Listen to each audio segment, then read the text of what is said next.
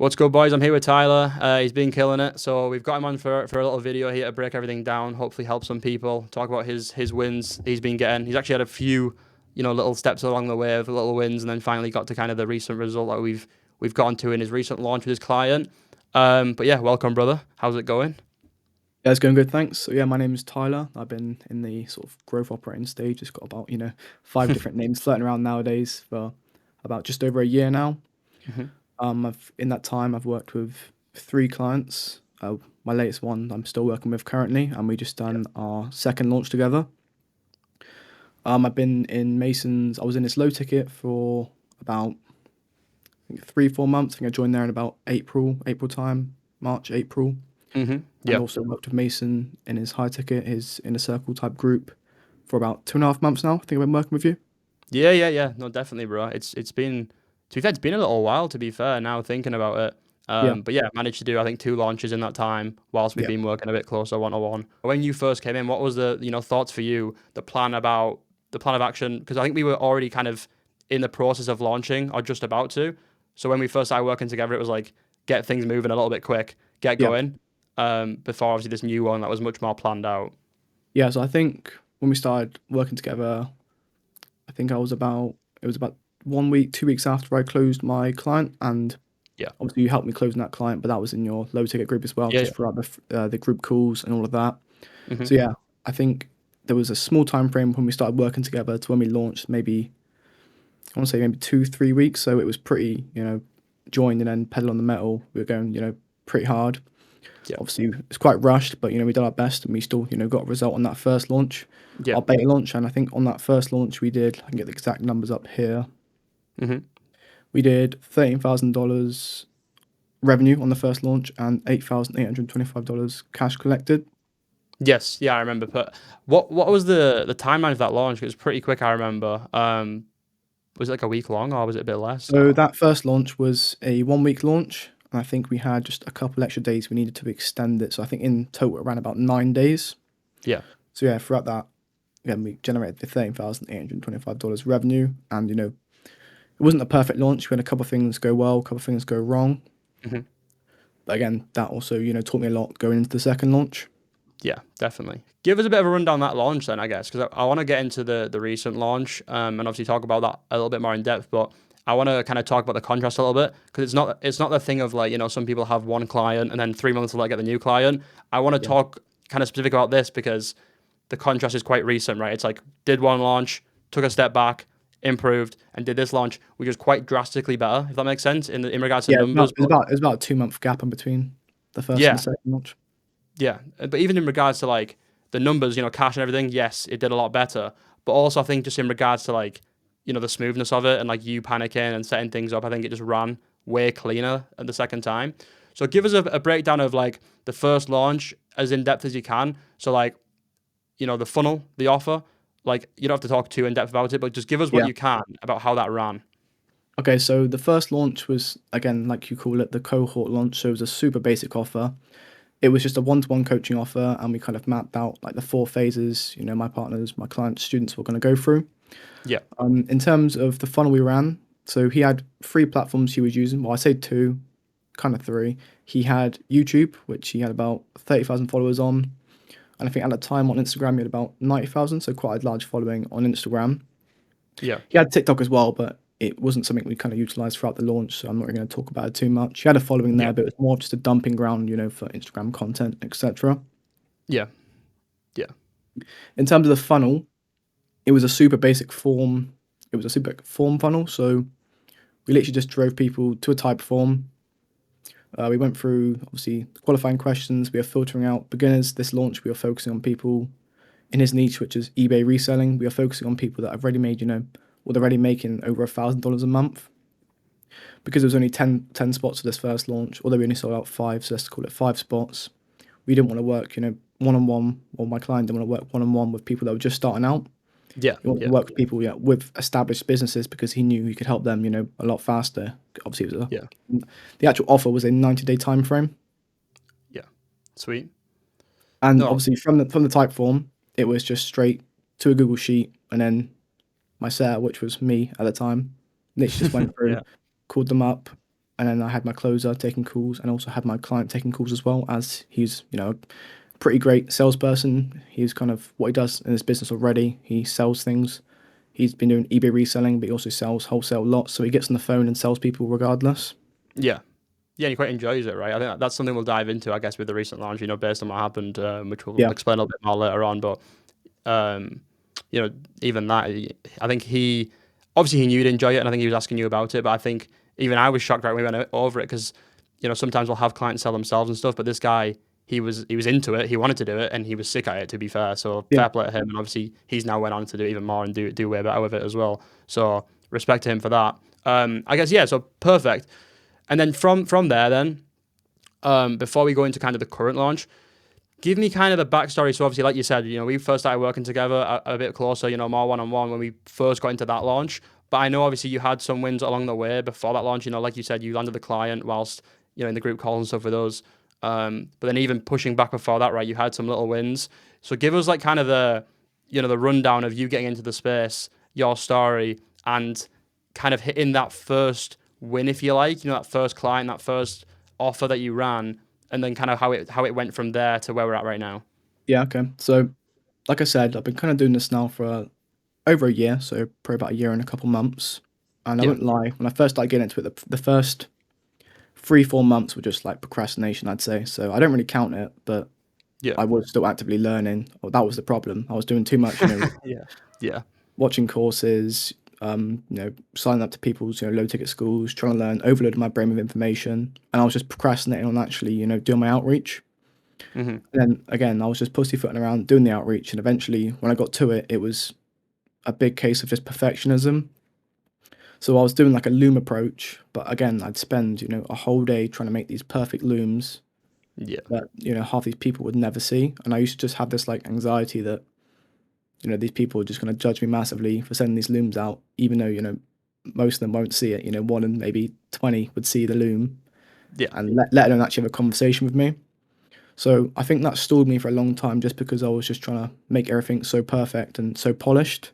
And it Mm-hmm. wasn't until I started just, putting up the loom, one take, going through, a simple Miro board or a simple presentation, that I actually started to gain some traction and actually do some volume, which I think definitely helps with your outreach. Yeah. Yeah. So my first actual client, I call it, wasn't actually from any sort of outreach. It was just someone from my local town. Yeah. He just happened to be, a pretty good Forex trader. And I was also good friends with him beforehand. So we would just go for like coffee most weeks anyways, just to chat and catch up about, his business ventures and what I've been trying to do, what I've been up to. And we decided to put on like a local sort of masterclass, Mm-hmm. Yeah. because he had a bunch of mutual friends, people that knew him that would see his Instagram stories, showing his payouts and his recent, trading success. Because at the time he'd been doing it for like 4 years, so he was pretty seasoned at trading. Yeah. So knowing that, we just put on like we rented out. Well, we didn't even have to pay for it. We had a local pub that had like a meeting room, and they let us Sick. use the meeting room for like I think we did over like 6 weeks. So we just Mm-hmm. rented out the meeting room, and we had I think was it 7 or 8 boys in there that were just learning trading, and we put together a slideshow that we went through, and I helped record, mic him up, and get a good recorded presentation so everyone could view it afterwards. Yeah. And just because that was his first time doing it, it was my first time learning this. It was like £250 a spot, so I think that works out to like $300. But again, it was a good start. It made me some money. I took like 50% just because he was a good friend and there wasn't much overhead going into it, so we just split Yeah. it down the middle. So that definitely helped, gain some confidence going into it, and it was a great starting point. Mm-hmm. Yeah. No, 100%. That's it's so interesting as well. Obviously, I'm aware of this, but it's such an interesting, storyline getting into it and Yeah, to and just I dive in. also wanted to add as well, like I'm a big believer in like just win stacking, no matter how big. Yeah. Even before that, like first, stint with that, local creator, I was, Mm-hmm. helping out local businesses build websites for free, just to try to transfer that skills when I start building VSL funnels. I would help with, local businesses email marketing to try, start sharpening my copywriting skills. Yeah. Any sort of way that you can, get some sort of small result. You don't have to charge for it at first. Just start stacking those wins. And like, even though what I did with that creator wasn't massive, it allowed me to go to my next client, which again was a small client. It allowed me to say, this guy only had 1,000 followers on Instagram because he did, and we still made like I think it was around what was it? I think it was 10 spots at £250, so £2,500.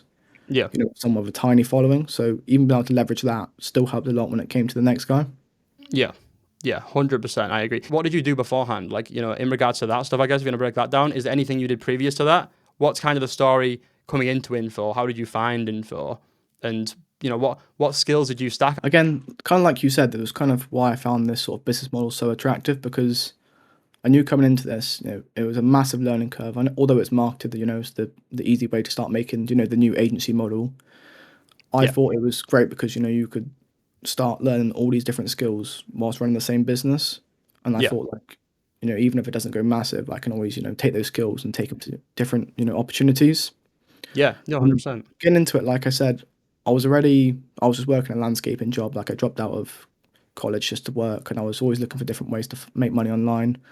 I tried like some in-person businesses, like washing cars. All like the ones that everyone goes through. Yeah. Yeah, of It's the course. in-person businesses. I'd help my dad out with his landscaping company, and yeah, because I live in such a small town, everyone kind of knows everybody, Hmm. and everyone runs these small little one-person companies, and they all Yeah. need websites. So I just reach out, like even just to my dad's friends that run their small businesses, and just say, can I help you try and improve your website or create a new one? Yeah. And a couple would say yes. So I started doing that. You know, I had zero experience. It was just more of take on the job, learn as I go, do it for free, and just add that win to the belt. Yeah. Or same with helping writing some emails for newsletters and stuff for local businesses. In terms of getting into the actual space that I'm in now, I think I just came across. I think the first person I saw talking about it was this creator called Sander Sage. So I went through his sort of process of the whole launching a low ticket community, and I was trying to home in on that, Yeah. and that kind of took me to working with that local client, Hmm. which then my next client was actually a low ticket school community, which I worked on, Yeah. and he was an AI automations creator. Just he, I think, about 5,000 followers on YouTube, so fairly small. Hmm. I managed to take his low ticket community from like I think he was doing $1,500 a month up to like $6,500 a month. So again, that Sick. was a nice win to chuck in my belt. But again, this guy like he was not nice to work with at all. Like he wasn't a great creator. He didn't really respect me, or I had zero leverage going into that partnership. Hmm. And I think a massive learning curve from that is because I took zero upfront payment. So Yeah. going into it, he kind of had zero skin in the game. So he wouldn't show up like for weekly calls. Like he barely respond to my texts. Like, I'd be putting in like all the hours under the sun, trying to improve this low ticket community. Yeah. When there's only so much you can do with a low ticket community before like running ads, and I mean organically, I can only help as much as he was putting out content. It's Yeah. Yeah. mainly more refinements. So in the end, he was like, saying like he only grew because he was just putting out content. I didn't even help, and like that partnership just kind of went to shit. But I still got paid. I ended the contract, on mutual terms, and that's kind of the last client I was with before I started working with my client I'm working with now. Yeah, and that kind of propelled you into that. What was the gap like? The timeline between ending that I was going to say relationship there, but that kind of client contract and coming into the new one. How long did you go without a client? I think from that one, the school community I was working with, I think that ended around start of May, and I Hmm. think I first started working with the creator I'm working with now. I think that was end of July. So like So a month, 2 months. yeah, I'd probably say a good 2 months probably gap. And I think the big switch I kind of had, going from that creator into the creator I'm working with now is first of all, I was like, screw that, I'm never working, solely with low ticket communities again. Yeah. That business model for me, although I know it does work very well for some people, I just wasn't interested in it for now. I wanted to focus on, high ticket products. Hmm. And also I had the realization that I just looked at what I was doing with outreach before and how long it was taking me. Like I was talking about, I was being such a perfectionist. Yeah. I completely scrapped that, started making like a fat CRM, and just literally just, I'd stopped actually doing Loom outreach, and I started just spamming just DMs, probably like, 30, 40, 50 every single day. Start doing that. and then I kind of shifted back into like a hybrid model, I'd call it. Mhm. So to close my current client, it was actually a super personalized message. So I literally created like a full VSL funnel only because I saw a story that he was interested in it. Yeah. So on my CRM, I had, probably, 300, 400, 500 creators, but I'd also like have maybe 50 that I just put a star on, like an emoji, just Mhm. so I knew those were the ones that I was going to, take more personalized, and everyone else was just going to be, simple DM follow ups. Yeah. And for my client in particular that I'm working with now, I saw that he put up a story that he was looking for a VS. I think he just said he was looking for a sales page for his coaching. Yeah. So I was like, yeah, this is the opportunity because I've already sent him probably 5 or 6 messages to start with. I'd seen he'd been like consistently opening them, but I never got a response. Right. Yeah. I was like, right, so he must be like, if he's keep looking at my DMs and not blocked yet, he's not replied. But I ended up just spending like 2 days creating like on Canva just Yeah. to make it look as real as possible. Yeah. A VSL funnel for him and sort of mapping out a whole strategy to go with it. And then Mhm. I straight up just pitched him that on the Instagram DMs, and I sent him an email, and then he replied back, and then that's how I got him on the initial call Sick. He replied through Instagram or through the email. on the Instagram. Sick. Cool, man. Yeah, that's I that's think in super total, interesting. that's probably my 8th follow up with that guy. So like I was pretty persistent because I saw the Yeah. gap for him in particular. He was on my starred list, and I knew I could definitely help him improve. Yeah, and it worked. And he's a sick client as well. Even from even not from you saying it, but even from my point of view, like we're gonna get into him a bit more. But he's a really good client. Not even just he can print. He's in a cool niche. He's got his own kind of positioning, but also he's just a cool guy. You get on with him well. You've got a very good relationship in terms of that. Especially in comparison, like you said, right, to the previous client you had doing low ticket and whatever else. This is like night and day, I guess. Yeah, no, From an definitely. outside view looking in. What were the other 8 messages you said beforehand, before the last follow up? Because you said, right, you're doing more of a hybrid thing. Were they a mix of personalized and copy paste, or was it just more of a general message, or what were the other sort of messages looking It like to give was people an it was idea? kind of in terms of my DMs, it was kind of a mix between just follow ups, just general like bumping the DMs, and Yeah. also I'd literally just go through and because he already had a low ticket community on Hmm. WAP, no, so Discord, but he was going through WAP. Yeah.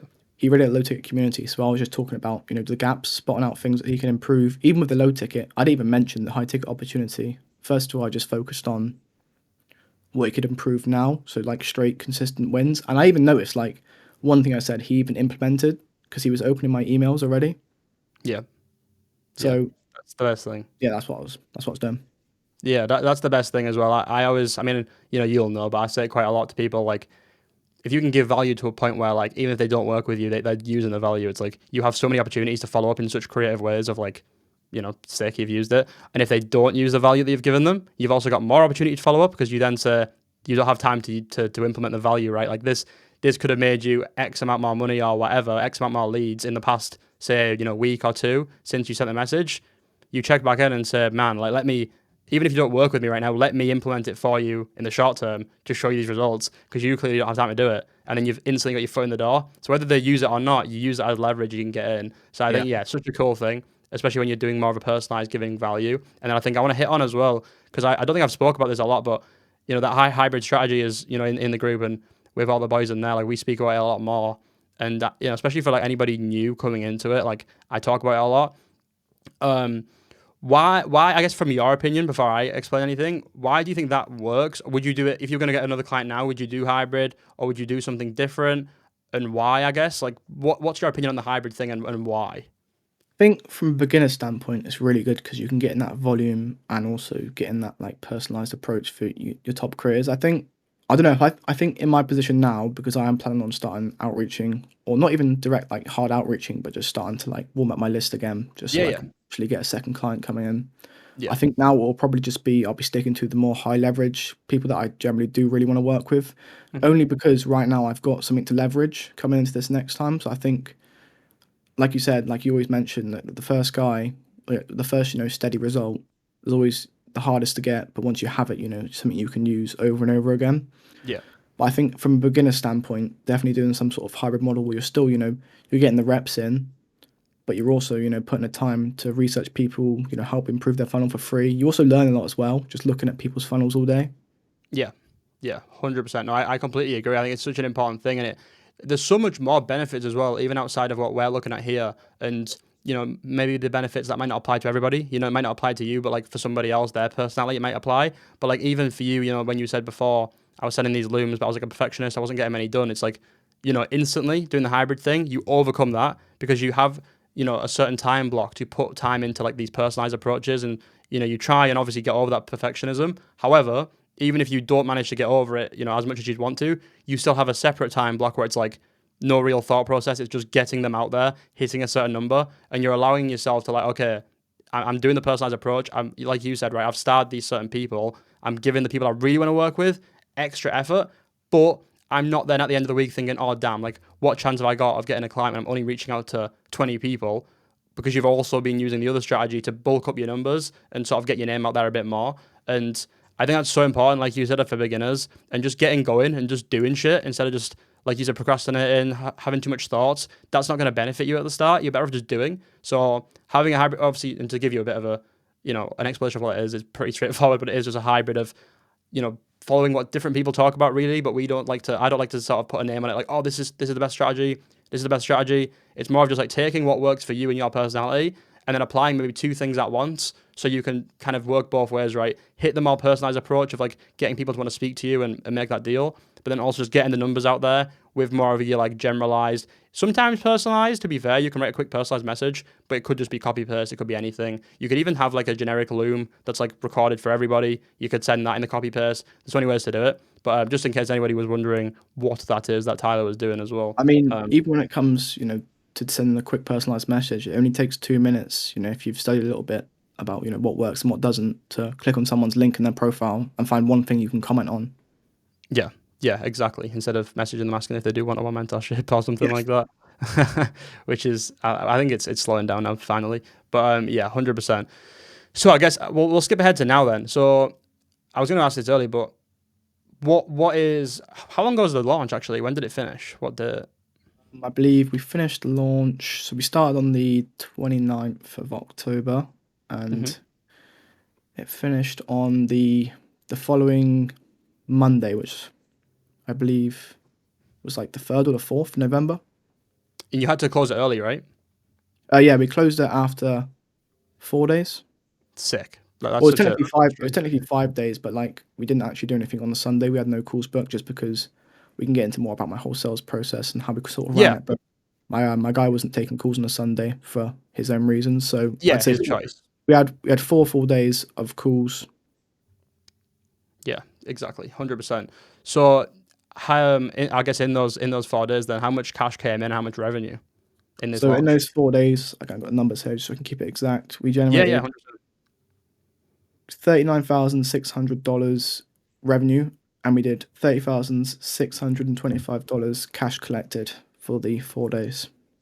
Fire. So a big jump. So obviously just Yeah, to massive kind jump from the last launch. Yeah, like what people, just to kind of go back over, like, Tyler's launch we previously talked about is the same exact client, same exact everything, and it's just a little bit, like we said, a month and a half or 2 months later or something.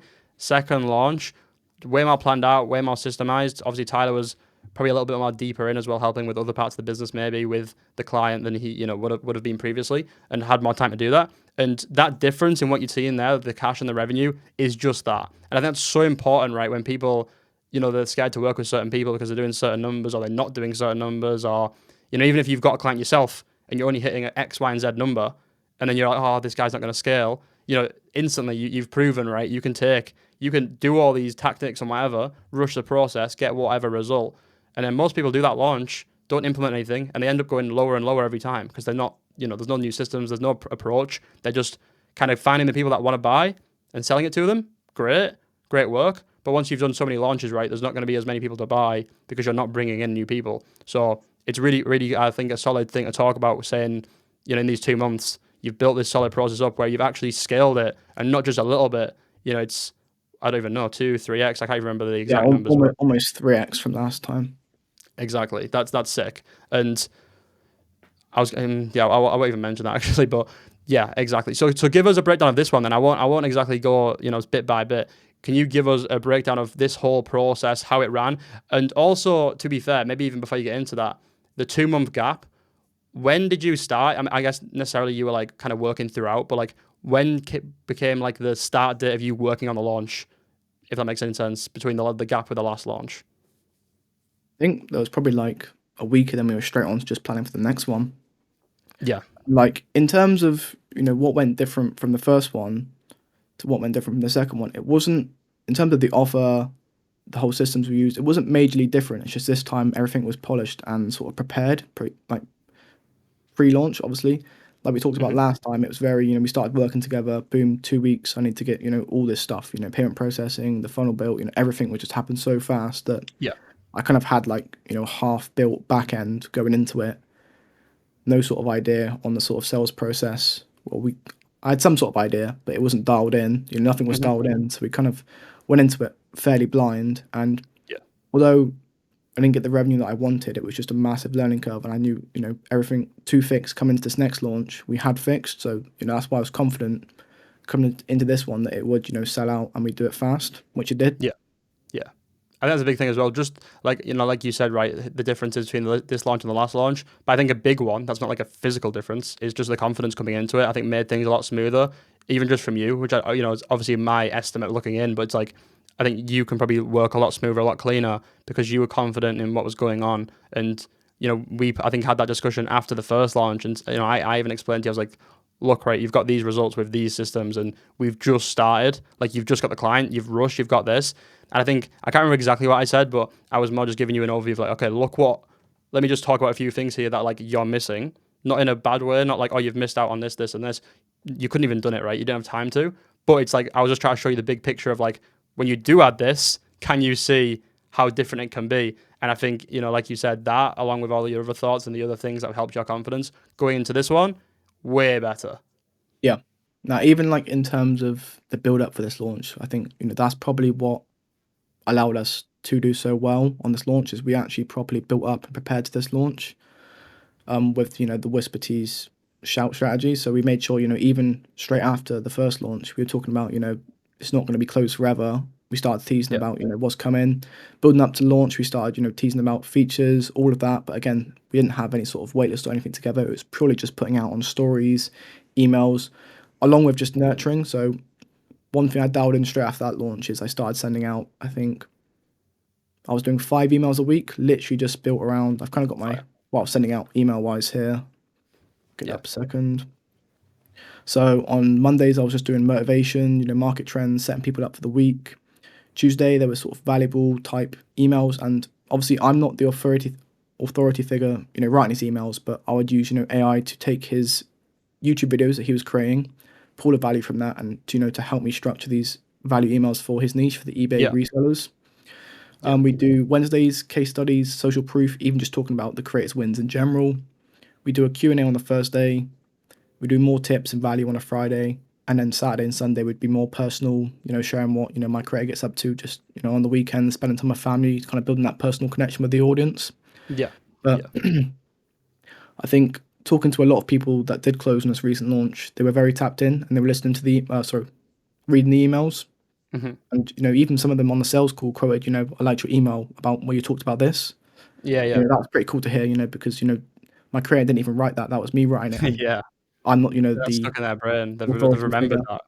Yeah. Yeah, exactly. I think one thing you did as well, actually, just to touch on that, which I thought was pretty cool, is just because you were just starting the email stuff, and obviously you're from the UK, right? The creator is from the US. I don't think we touched on that, but just to mention because, um, the certain his wording and stuff, you were helping. AI was helping you with writing it in his style and whatever else. But something that you mentioned to me you were doing is listening to the emails in his voice with like an AI thing to read it in an American accent, so you can kind of like work out, okay, is that something he would say? Does that make sense? Yeah, Because that I obviously, did that on the emails, and I think that helped me the most probably on the VSL. hmm Obviously, my creator, he's a busy guy, so he doesn't have time to film, re-records. If we have to going back and change forth. a certain part of the VSL. So I literally just download. I can't remember. I think it was like Speechify. I just had a free trial, Hmm. and I found like an American voice that was closest to my creator's voice, and I just literally listened to the VSL that I wrote, and just listening to it, it makes you realize, how certain phrases, how certain words sound, and if you actually watch your creator's content, he wouldn't say that, or This part doesn't flow right, etc. It just helps a lot to, sort of get that understanding of what the video is going to be like before it's even recorded. Yeah, yeah, 100%, man. The reason you were able to do that, like you just mentioned kind of briefly there, is because you understood the creator, his voice, not by analyzing it with AI or whatever. Like you did that as well, yes, but you had a foundational understanding of actually watching his content and putting the time into it, putting the effort into it to actually, get to know him, know how he speaks, everything. And, people go ahead and try and automate and systemize everything with AI front to back, write everything, all these emails, and then say, does this sound like my client or whatever? But like just yourself going into it and listening, it's so much easier when you're using these different platforms, having it read it to you. You've heard his voice. It's no longer AI. You personally know, is this him or is this not? Does it sound like him? Yes, no. And I think it's just so important to give it that personal touch. Yeah, and I think it's really important, not just in terms of writing copy, but even just understanding the niche and the offer in general. Obviously, Yeah. my client, he does eBay reselling or eBay selling just on a massive scale. So he runs out of a warehouse. He's doing at the moment, I think, around $20,000 to $30,000 a month just doing that. And there's a lot like words, the buzzwords that he uses that coming into this, I had no clue like what meant. Yeah. So I'd make it my job as well just to study, the niche in general, find out, the jargon, the buzzwords, or the words these people would use, and also, understand the systems he was using, all these complex words, just so, I was trying just to learn the offer as if, it was being spoke to me, so I can understand the value and make sure, we're presenting it right, because obviously your emails are designed, to one person, the ICP, the people we're targeting. So you need to make sure, you're talking to them. Obviously, the words that we're using, they know what they mean. We're not trying to make it, mass market. We're talking to the people we're trying to sell to. Yeah. And I think this is kind of what led to a massive drop in sales in the first launches.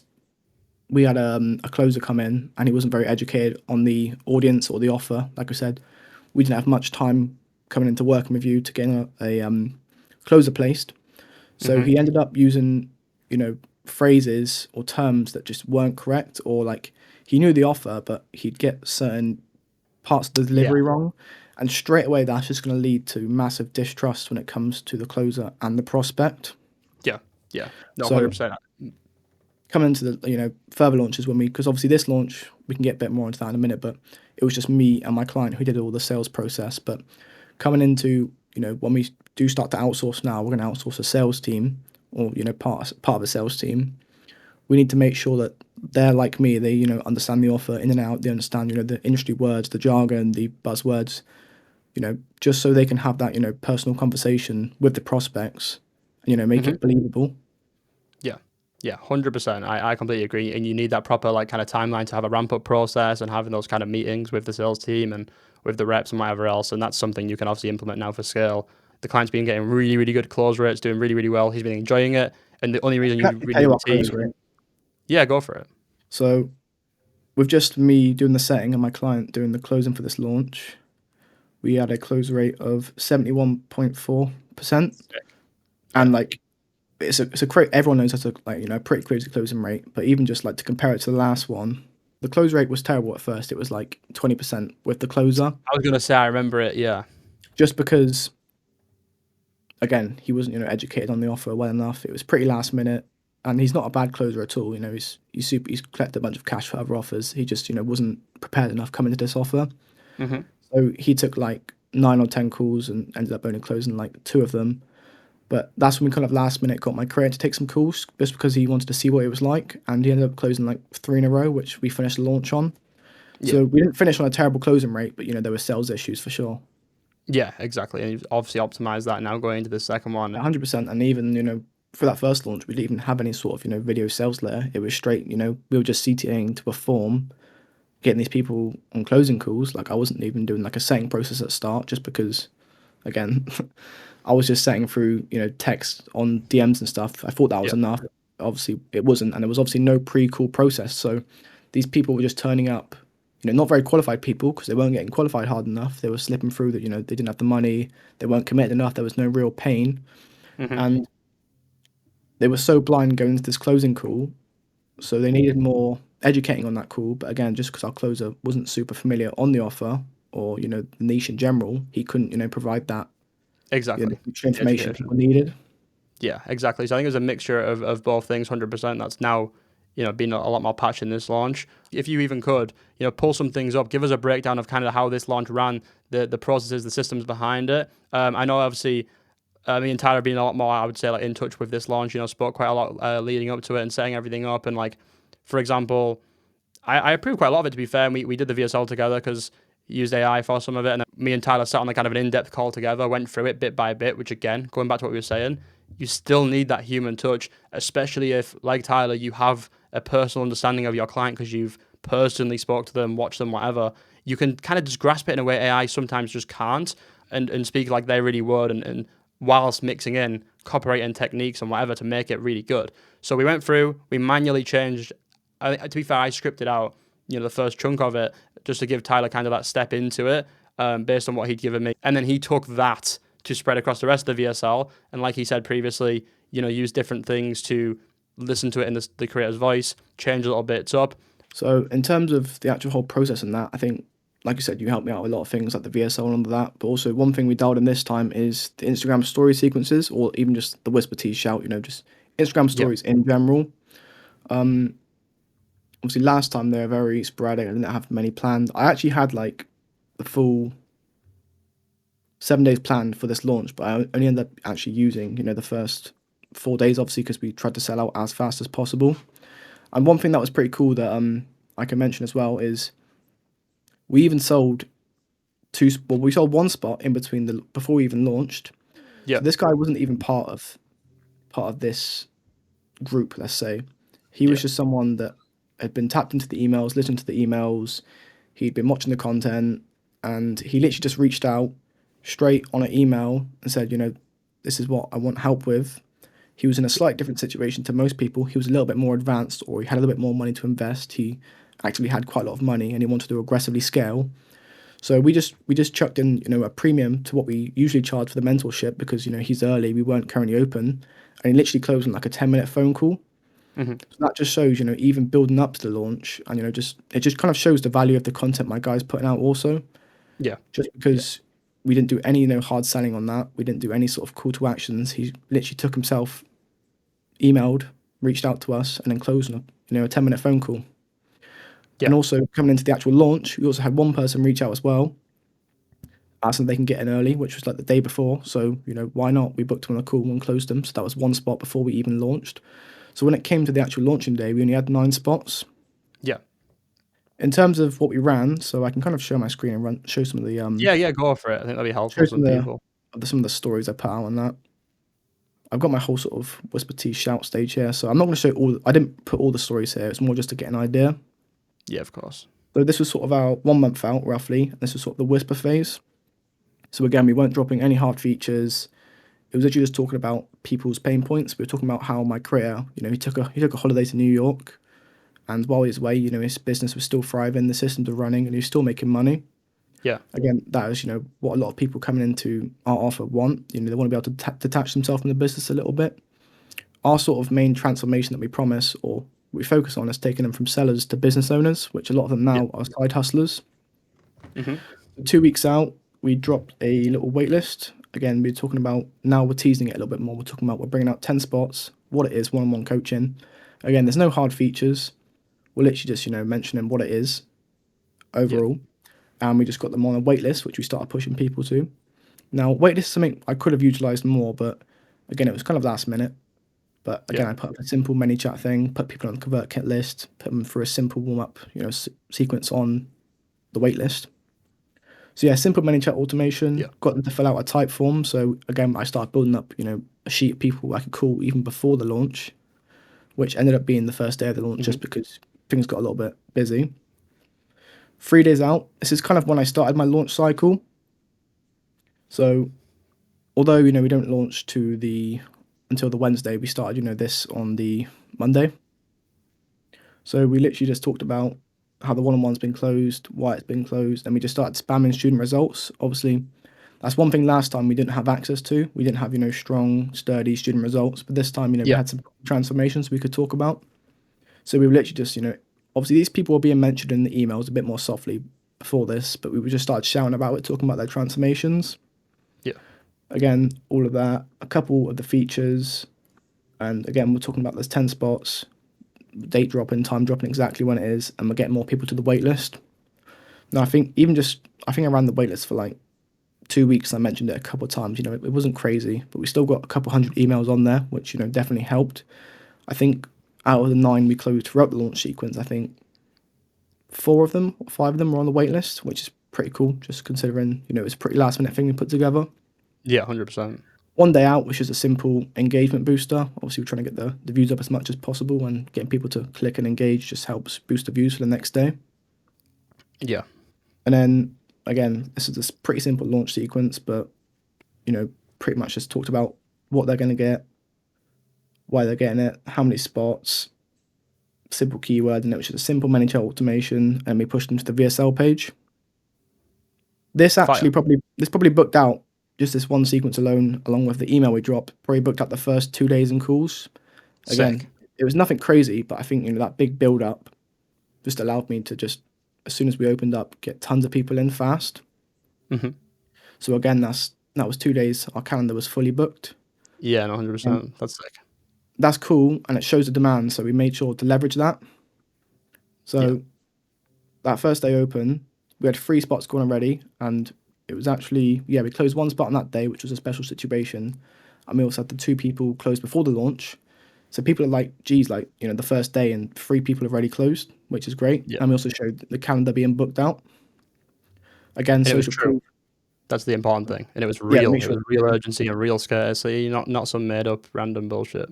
sure, and make sure there's a simple call to action. And again, that was literally it. That's all we put out Instagram wise for the launch that day and that day. And obviously afterwards, we just talked about how fast it sold out, and again started pushing people to a waitlist for the Yeah. next launch. Now I haven't actually got all my emails written down, but it was a similar story for the emails. I put out the first day. I think I put out the second day, and after that, we were literally sold out. All the calls were booked all the way up to Monday, so we didn't need to put out any more marketing, and we were just more so focusing on sharing the demand, showing people how much demand there was for this, and how fast it Hmm. sold out, and to get ready for next time, push them to the waitlist straight away. Yeah. In terms of the content, that was pretty much it. Again, like for emails, for instance, I spent days planning out. It's probably why you shouldn't do that always. You should kind of be a bit more reactive with your marketing. Maybe plan out the first 2-3 days, and then kind of base the rest on the sort Yeah. of feed, which is something I'm 100%. going It's to always good to do have a next time. baseline. But yeah, like I said, I had all the emails planned out, but we didn't end up using half of them, which is pretty cool. In terms of where we were pushing them to, this time I actually had a full VSL made and prepared. So yeah, Mason helped me craft the copy. We spent quite a lot of time just trying to perfect this headline and get it right. Yeah. In terms of the headline, we chose a goal that seemed reachable for these people. A lot of these people right now are somewhere between, or the people we are focusing on, somewhere between $1,000 to $5,000 a month. Yeah. So this was David's last month because it was actually a lower month for him. This is the funny thing. That was his last month before we launched, and it was kind of low because he recently moved warehouse. So, he had to move all of his inventory. He had to rebuild all the systems. He was busy doing other things, basically. So that was a low month for him. But I still, compared to his high months, which were at like $45,000 per month, I think that the 18,000, what we put here, compared to 45,000, was just more. It sounded more attainable and reachable for the people we were focusing on. Yeah. And again, I think that worked pretty well. And another massive part I think I want to focus on with the headline and the sub-headline is we made sure to use the firmware of Q4. Obviously, a big thing for any sort of e-commerce business, reselling, Amazon, all that sort of stuff is Q4.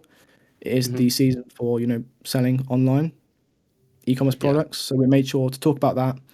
We made it, in the hook in the VSL, and there was a couple more parts of the VSL it was mentioned.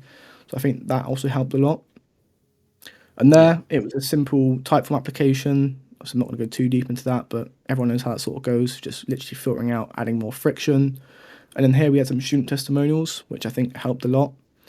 Obviously, from last time, we actually had results to leverage this time. So yeah, that was pretty much the basic VSL landing page.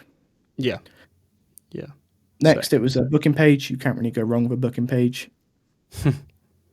And then it was just a post booking page. Now, I think this is when things start to get a bit more important. So the post booking page, we made sure to make people watch this video, confirm they're cool, and from now to their call, we're trying to answer and handle as many objections as possible, answer as many questions as possible.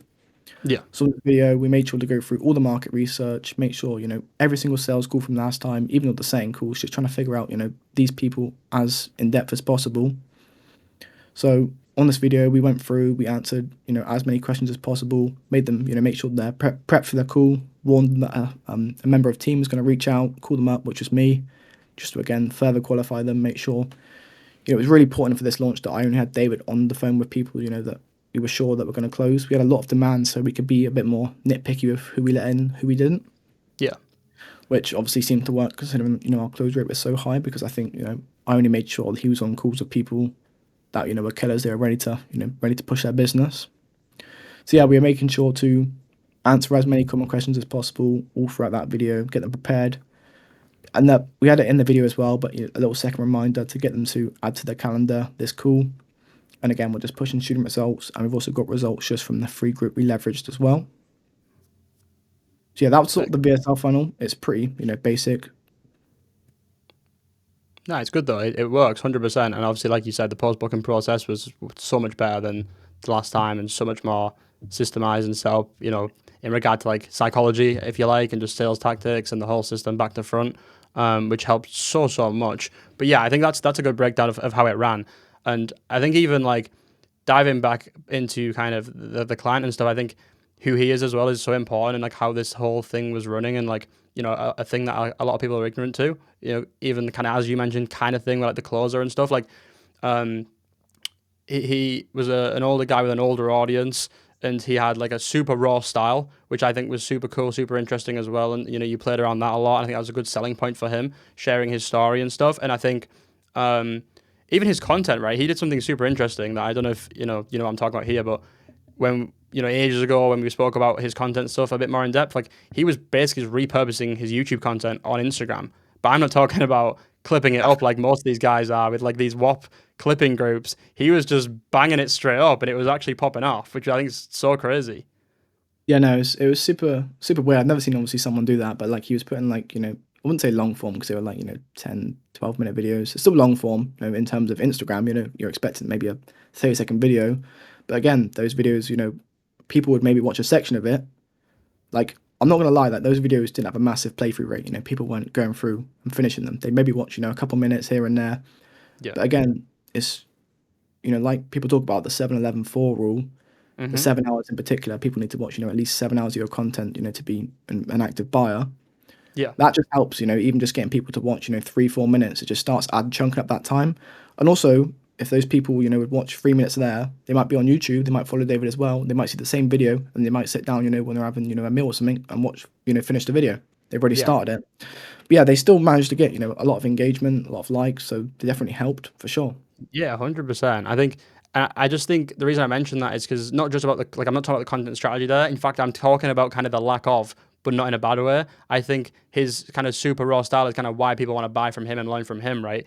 I mean, not only he kind of is, again, I'm not too aware of the niche in a whole, but like he's kind of the guy in the niche, right? It's not a huge niche. It's not a huge market, which is, again, something that some people are scared of, right? I don't go too deep down the funnel of these niches, because like these guys aren't going to sell. You've proven it wrong with this client here, but he did super well, and he's a super raw style guy. So like my example there, the Instagram content, it's like there was no tactics and no, like, I mean, maybe there's a strategy, but in my head looking at it, it's like there's no, oh, we need to make it this long and have, this hook and whatever else. There was none of that going into it. He was just putting up what he wanted to put up, what he was doing, what he was talking about, super raw, whatever's going on. Same shit as YouTube, like we said. And it was doing well, not because of the tactics or whatever, because people liked him. But that's why when you come to selling an offer and you have the right systems in place, it sells so well, because he's built that connection. And now it's just about putting the right thing in front of these people, and it's going to do well. Yeah, for sure. It's content in like, across all platforms. It is just, a super, for YouTube, for instance, it's just a super basic thumbnail, just a picture of him doing what he was doing. He maybe slapped, eBay on it just to get the click. But in terms of the video, it almost always just be, him, a tripod, walking around his warehouse, explaining what he's up to, sharing value whilst he's doing it.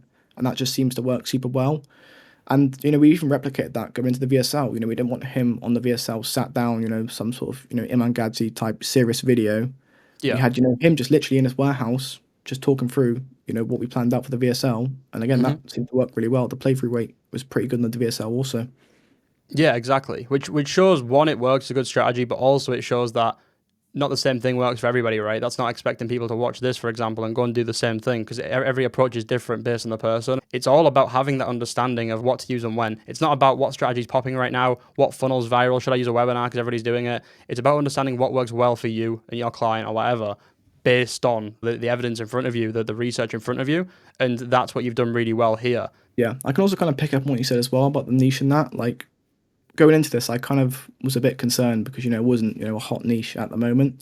Lots of Yeah. people talk about you need to be in forex or brand scaling. These super sexy like niches that are popping off at the moment. Yeah. But like going into this, I realized that eBay is something that's always kind of been there. People have been doing sort of side hustling, for 20 years now. Like it's always been there. It's not the popular thing, the hot thing right now. But it does Mhm. have consistent people that are reselling. There's tons of people on the platform. There's tons of people that that are interacting with this content. It's actually a much bigger market than I thought. Yeah, yeah, 100%. And again, it goes into that for everybody's different. And what market you might be in or I might be in is not what everybody else is in. Yeah, so you obviously dialed in all the back end, the systemized everything. You also did a lot of the sales process. You changed the closer for a start, obviously on the front end of things, but obviously on the back Yeah. end of the sales stuff as well, like you've briefly mentioned a little bit earlier on. So can you give us a kind of a rundown of that, the whole systems process, the back end, the sales process of the offer behind the Yeah. scenes? No, for sure. Yeah, one thing that I think, really led to a lot of problems last time is I just didn't have the dialed in back end, which I think, first of all, this launch it was so much less stressful because one thing is like my pipeline, for instance, last time, I was moving things manually, you know, I had Zap set up, but they weren't working properly. People weren't going to the right place, or they'd put their name like three, just random little, nitpicky bits that were just causing to a lot of stress. But this time, I had all the Zapier automations set up for the pipelines, and yeah, I think last time I was just micromanaging my systems quite a lot.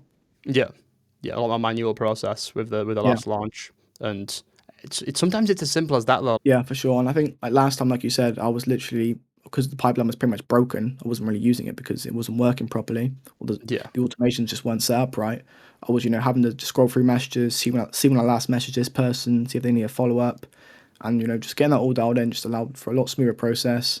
I knew where people, every single person, obviously we had a lot more demand, a lot more interest in this launch. So I think on our pipeline we probably had a couple hundred people this time that I knew where everyone else, what stage they were at, what attention they needed, and I think it just led for a much smoother process. So in terms of what I was doing, I'm kind of break down the whole sales process that kind of comes into it. yeah, So yeah. Go for it. it's about the post call booking. They watch that video, they then get tagged on Kit as call booked. And I think something that definitely helped this time is I introduced something that Jeremy Haynes talks about called a hammer them strategy, where I literally Yeah. just sent. I think most people that booked were usually 2 days in advance because we didn't want people booking more than that, just because we knew it'd sell out fast.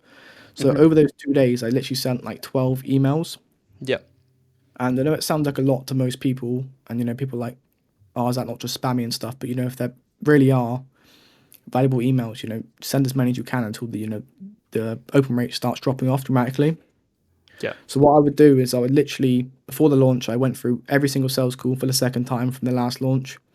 I'd go through the market research again and just literally try find every single question that come up on a sales call. Obviously, my job from the moment they book a call to the moment they talk with David is to answer as many questions as possible before he actually talks to them.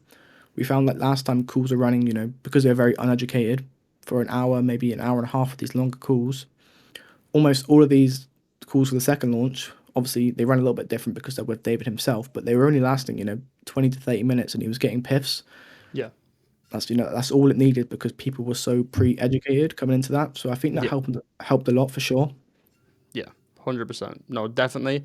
Sales process is super dialed compared to last time. Close rate super dialed, and like you said, the calls are even shorter and getting piffs. So it just shows how much one the systems, the whole process, but how much trust he's built as well with his content, his style.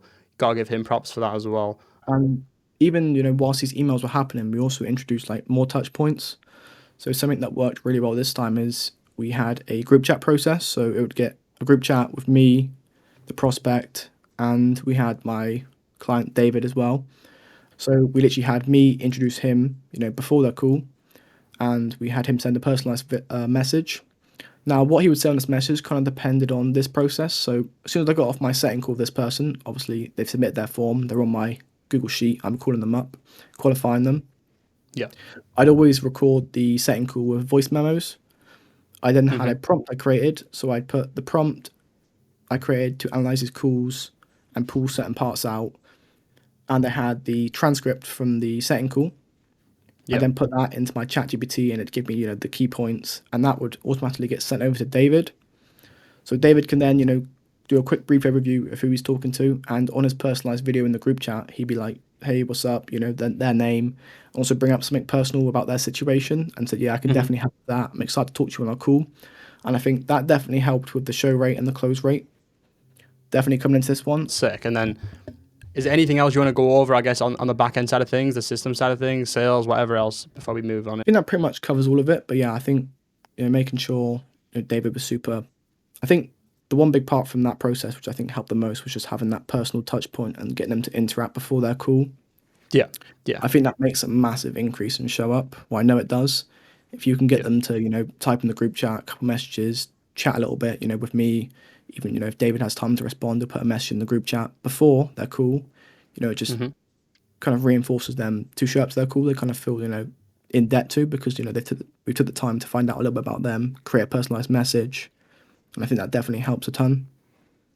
I guess to finish it off then, with this launch at least, what would you say, like if I asked you just kind of review, give yourself a little bit of feedback, give us kind of a breakdown of anything that you maybe see you can still, maybe things you could optimize even more, make better, or maybe things that you missed in regards to, making it better, and what didn't go as well as you maybe thought or whatever in this one. And then give me the breakdown of kind of the plan moving forward, where you wanted to take this offer and whatever else. Yeah, sure. I think improvements, obviously everything can be improved, but I think it was more so a case of next launch, I'm going to be more so adding. I think everything ran pretty smoothly this time. Hmm. Still fairly basic, we had decent amount of automations and everything set up, but I think we could definitely add upon it in terms of Yeah, of course. automating certain parts of the process, making it less manual. And I think a massive part, a big thing it's gonna be a big learning curve for me, and also gonna be a big shift for the offer is bringing in sales reps and scaling it that way, and having see if we can get the same result with Yeah. people that we've brought on and trained for the Yeah. offer. Yeah, it's a whole different side of the business, I guess, because then it's Yeah, down for you and I guess David in a way as well to be helping these guys get onboarded properly, making sure they've got the right knowledge and everything. So yeah, it is going to be a learning curve, but I imagine it should be smooth, it should be sweet, and it's going to allow you to scale way bigger. And I think I already told you this. We spoke about this, outside of this call, but it's like it is a thing where if he's happy to do it, you can do more of a hybrid thing of like. Certain leads will still take calls with David until you hit numbers where it's like he doesn't want to take calls anymore. If he enjoys them, you may as well take advantage of that and just have somebody else as well for the extra calls on the side. yeah, no, for sure. When he's got free time, I think he's down to jump on calls now. He's been selling pretty much his whole life, so he Yeah, knows how to get in those situations and how to handle questions, objections, all that sort of stuff. yeah, 100%. Give me the breakdown. Where was David at monthly? Not in regards to the eBay stuff, but in regards to info, where was he at per month before you started working with him? I think when I reached out, I think his um his Discord slash WAP was doing around $800 a month, $900 a month. I Yeah. can't pinpoint that, but it was flowing just under that $1,000 a month mark, and he hadn't been running it for long, but like it was just something. He was also like providing a lot. He was getting on like 3 calls a week, like group calls, and it just shows that when you're offering something, I think it was at like $49 a month. He was giving away a lot of his time, but still people weren't they weren't staying or they weren't buying it to start with. And we launched our high ticket offer, which for this launch was 3,500, and people were coming in and paying that much. Hmm. And I know he's still putting in more because he's servicing more people, but people are still technically getting less call time with him each week. Yeah. Obviously, if they were getting 3 group calls, it would be 3 calls a week. Now he gets on one-to-one call with them. Obviously, it's one-to-one, but because the group is so small anyways, it was still pretty much one-to-one. So it Hmm. just shows when you are charging that high ticket price, you get people more committed. For instance, you're getting better results. You're getting people showing up to their calls. People actually applying what they're learning, Hmm. and you also just get a lot more leverage. I think for sure. Yeah, yeah, and even to a point where like some people think it's easier to sell a low ticket or whatever, but at the end of the day, people don't believe they're going to get to where they want to get to with that little investment. Like some of these guys that are maybe coming in and joining this offer, it's like they probably wouldn't even join the low ticket because they're like, it's not going to be helpful to me. Maybe a while in the future because we want to scale this offer up see where you can get to, and go from there. What's your plans as well outside of that? You mentioned a little bit about outreach. Is that kind of a plan now to bring on a second client now, or in a little bit of time, or?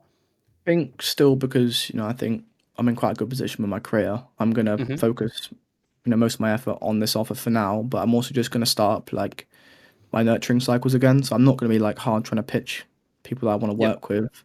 But I used to do this thing anyways, weekly, where I just go through my whole CRM and I just go through, like a couple of their posts, interact, comment, just so they start seeing your name. I think Yeah. that definitely helps when it comes to actually, reaching out directly, pitching your services because they've already seen your name pop up before. Yeah. Yeah. So although Exactly. I'm not going to be, aggressively pitching people right now, I'm going to focus on, getting a couple of YouTube videos out, start warming up the CRM again. And then when it does come, I do want to scale this offer to a point, where we get it evergreen, we keep it open, Hmm. hopefully, early next year. And then also Yeah. I would like to focus on, getting a second client on board and scaling Hmm. from there. Yeah. Of course, bro. Fire.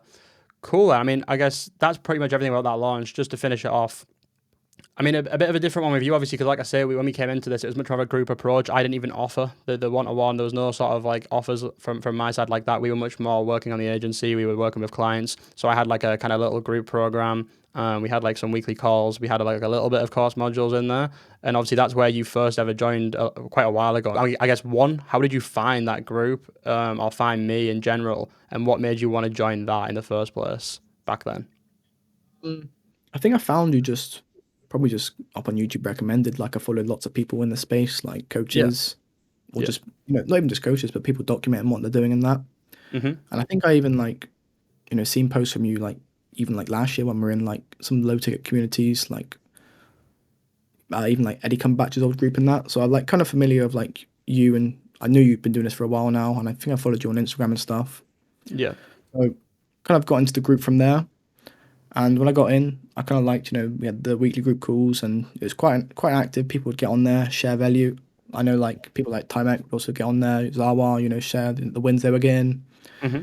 Even now, the Operator Labs, the group section, is the group calls in there are super sick. Everyone's sharing value, sharing. Everyone's at kind of different stages in their journey, but Yeah, the of calls course. can still be super valuable in there. So that's kind of how I found you and how I've kind of got into the group.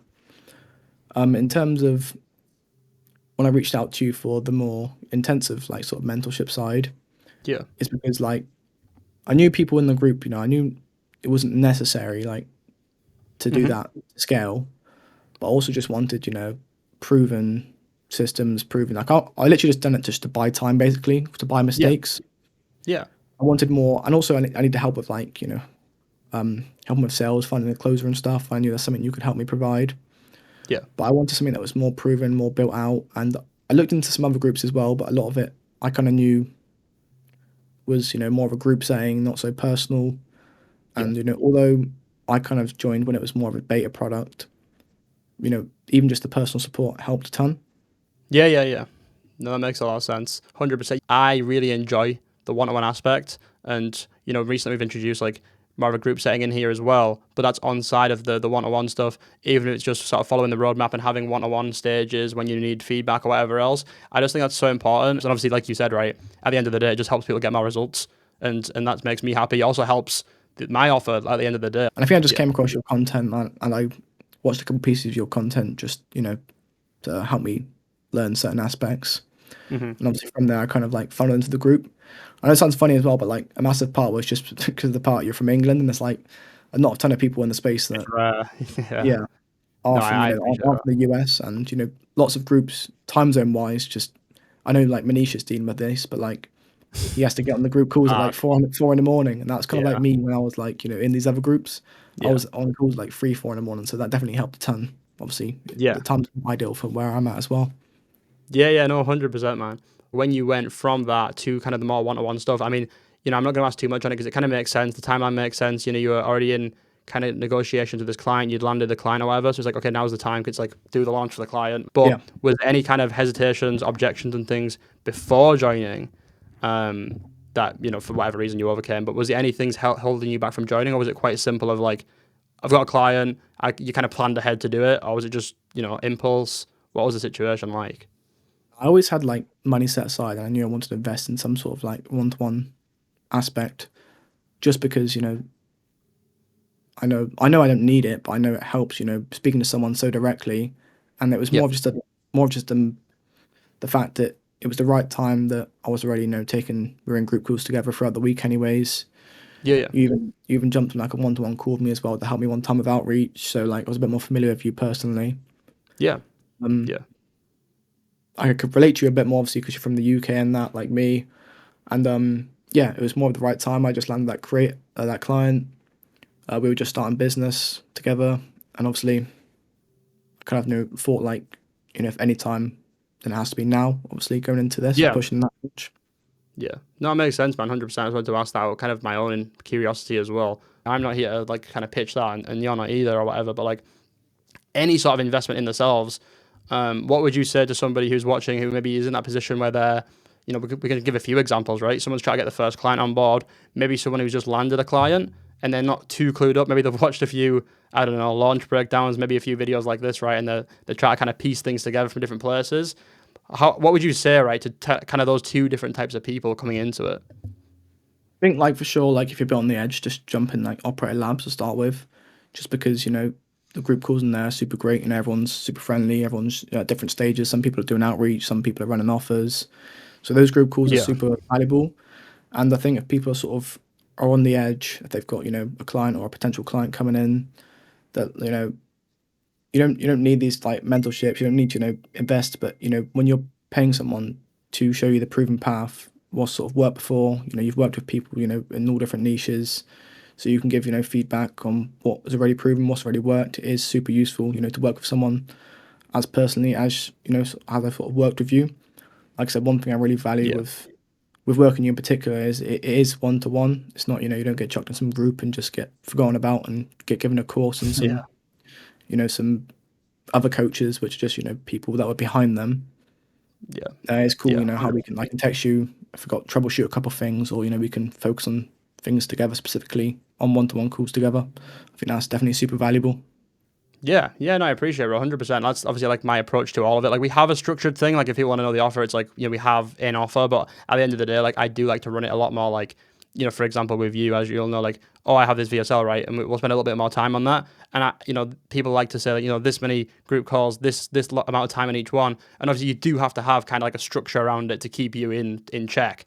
Yeah, When you've got different calls, different times. I just want But to add for to that me, as well. Like in particular, there's sometimes we'd go on a call and we dive into something super specific, and we'd be on a call maybe for like an hour and a half, even like 2 hours of this. That's not part of what is offered, but mhm. you're down to jump on a call for a bit longer, help figure it out, which I appreciate. Yeah, yeah, of course. That's what I was gonna say as well. I think again, it's just super important for me as well, just to help people get results. And my goal, like I said, is get the proof right. And one, it helps me overall, to be fair, but also it's just very fulfilling, right? When you spend time with somebody, you're speaking to somebody. It's like I don't want to see shit flop. Imagine I've spoke about all this shit, done all this strategy, and something doesn't go well. Like my main thing is like if I'm telling you some shit, I want it to work. But not only that, I want to be quite in depth, in touch with it working, and I want to know how it's worked and what went well, what went bad, whatever. And I might even learn from the feedback I get from using these strategies that I'm giving. So yeah, I think it's super important. But yeah, I won't hold this any longer. It's been a super long one. I don't know what the time limit's going to look like at the end of this, but obviously it's been long for us. It'll be long for the people watching as well. So anybody that's made it to the end here, I appreciate you massively. Yeah, I mean, I appreciate everybody watching. I appreciate you obviously hopping on as well, bro. Shout out for the That's result too. Absolutely smashed it recently. So move appreciate it. forward, see what happens with this offer, this client, maybe any other clients going forward, and obviously as we scale sales teams and things like that, we'll see what we can piece together and get to as Yeah, well. 100%. Perfect. Appreciate you, brother. And yeah, I'll catch you ready in the next one. Peace the fuck out.